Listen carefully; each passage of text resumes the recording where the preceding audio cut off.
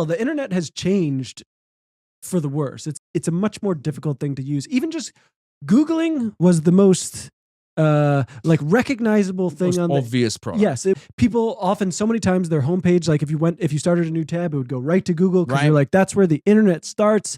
I start right there. I type in what I want. I never thought in my life that would become a cumbersome experience where I'm like, it's spitting me AI slop. I did a whole story about this. It was my big break last year. It's called The Man Who Killed Google Search. There's a guy called Prabhakar Raghavan. So Google Search in 2020, there was something called a Code Yellow. Code Yellow happened, which it said, hey, queries are down across the board. Now, queries are when someone searches for something on Google. It's a useful metric in the sense that if queries are down, something has changed. However, it is not a good barometer of the success of Google.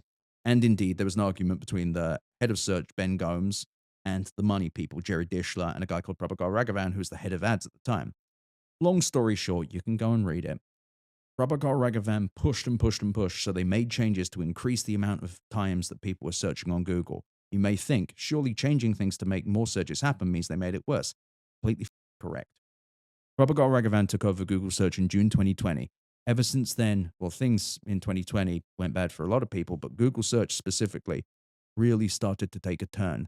So he basically changed it so that you had to like make more searches per like thing you were looking for. When I say he changed it, Prabhakar was the head of it. He was the head of ads and the revenue side, barking to reduce the code yellow, to have more queries, whatever. So that they could sell more ads. So that they could show more ads.